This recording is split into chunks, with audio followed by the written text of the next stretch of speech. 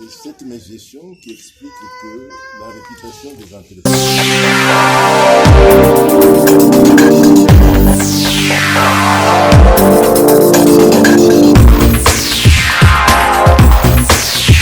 Sont en train d'être, donc les politiciens, donc pour l'instant, cherchent comment se redistribuer et ce sont ces politiciens-là qui vont nommer maintenant leurs hommes à la tête de ces entreprises. Alors je me demande à quoi servent ces entreprises-là, et quand vous criez que la SNEL ne va pas, ça devient quelque chose qui, donc la gestion est dans la main d'un parti politique. Donc ça, oui. Tout l'argent qu'ils peuvent avoir, c'est dans leur poche.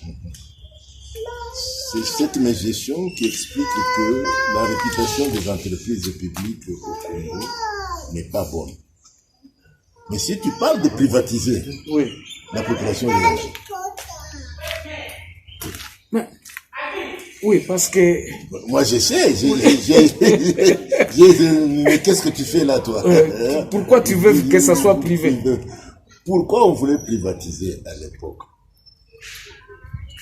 C'est justement pour éviter ces interférences politiques dans la gestion et cette faiblesse de mobilisation des ressources qui devrait revenir à l'État et qui n'arrivait pas à l'État.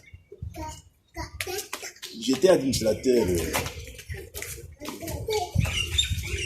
dans SNCZ à l'époque, donc je viens de faire. On était habitué à ce problème. L'entreprise n'arrivait plus à dégager des ressources nécessaires pour réhabiliter ce milieu. Mais où part l'argent? L'État ne contrôle pas, donc nous allons arriver dans ce chapitre-là de contrôle de l'État, mais arrêtons-nous d'abord, focalisons-nous un peu sur la gestion, sur le rapport entre ces entreprises privées, para-étatiques, avec l'État lui-même. Oui, c'est ça, c'est-à-dire comment reconnaître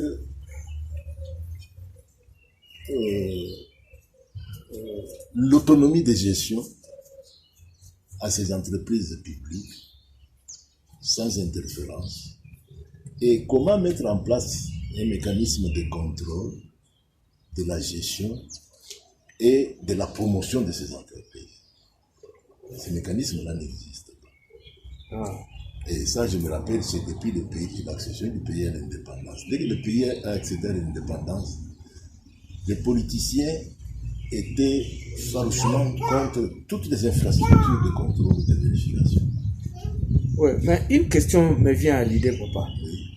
Est-ce que quand on nomme les mandataires publics de ces entreprises-là, est-ce qu'ils ont un cahier ou bien ils ont un projet? Non, un projet par exemple, on vous dit, bon, voilà, nous voulons par exemple qu'à la fin de cette année, que SNEL fasse à l'assiette fiscale de l'État 2 ou 3% de ce que l'État doit gagner. On n'a pas eu ce genre de réflexion, on n'a pas eu ce genre de propositions pour les entreprises publiques. Tout ce qu'on savait dans les nominations, c'est que disposer de quelqu'un qui répondait fidèlement aux injonctions d'un politicien ou d'un groupe de politiciens. Ça, c'était primordial. Et c'est ce qui a fait que quelqu'un pouvait être compétent, mais handicapé par cette façon de voir les choses. Et les entreprises d'État n'ont pas pu jouer alors à ce moment-là les records. Alors nous disons que dans la Renaissance, c'est un problème qui doit faire l'objet de toute une commission si on veut réellement travailler au développement du pays. Il faut toute une commission nationale qui doit se pencher sur le principe de création d'une société d'État, d'une entreprise d'État, le principe de gestion de ces entreprises et les objectifs à assigner à ces entreprises annuellement et les systèmes de contrôle à mettre en place pour suivre l'exécution des programmes assignés à chaque entreprise.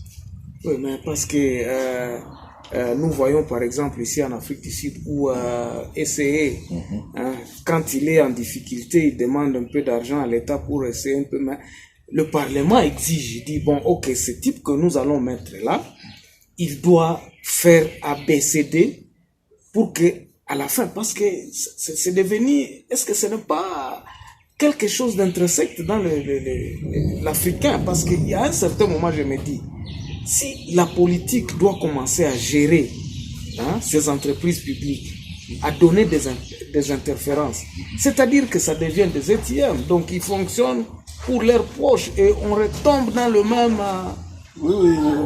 c'est un cercle vicieux qu'on n'arrive pas à s'en sortir. Exactement. Parce que comment se fait-il que nous avons la population qui doit par exemple aller sur le rail? Donc ce n'est pas l'argent qui manque. Non. Ce n'est pas l'argent qui manque. Donc, bon, ici vous avez donné un élément en disant qu'il faudrait que l'Africain lui-même puisse se prendre en charge en revenant en se disant que si je vais travailler pour la communauté, pas pour moi-même. Non. Parce que le principe dans nos traditions, personne ne pensait jamais à travailler pour soi-même. C'est ça le principe, si je peux utiliser le mot de Ubuntu. Oui. Tu vois. C'est ça le principe qui a conduit les populations du temps de nos ancêtres, avant l'époque coloniale. C'était que chaque individu était à la disposition de tout le monde dans ce qu'il faisait. Et c'est cette harmonie, cette solidarité, cette façon de voir les choses qui avait créé une ambiance à l'époque de paix, de bien-être et d'échange qui avait existé. Un chef n'était pas un dictateur, comme on nous a dit. Un chef, c'est quelqu'un qui dépendait des notables qu'il avait désignés, et ces notables avaient la capacité de le démettre en tant que chef.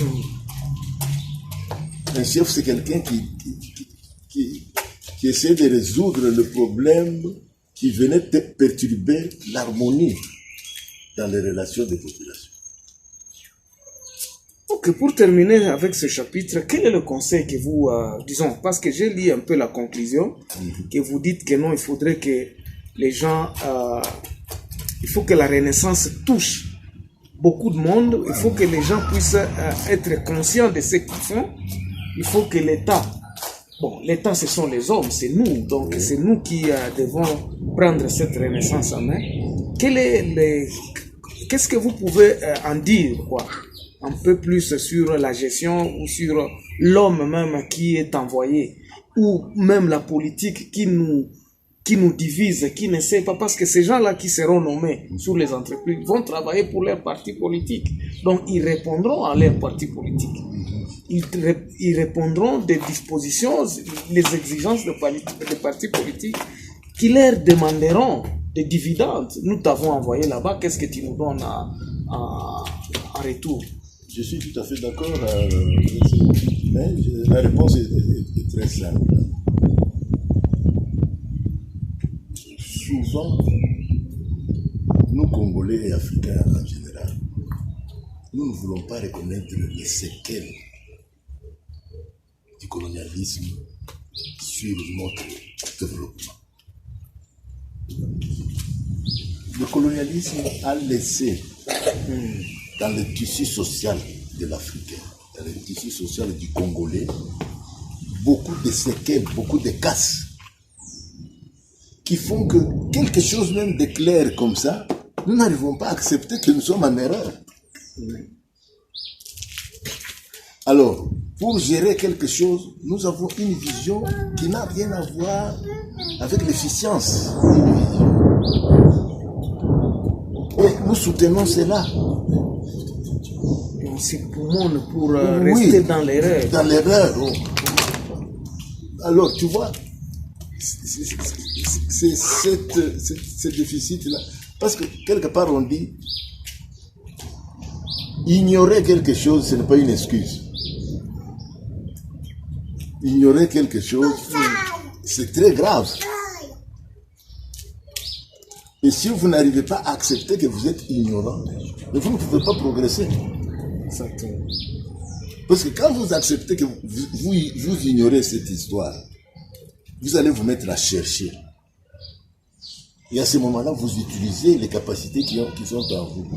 Vous n'allez pas vous mettre à chercher en disant que le blanc a dit, ou bien l'étranger a dit, non, comme ça. Non, non. Vous allez vous-même vous mettre à chercher. Et c'est de cette façon-là que nous pouvons progresser.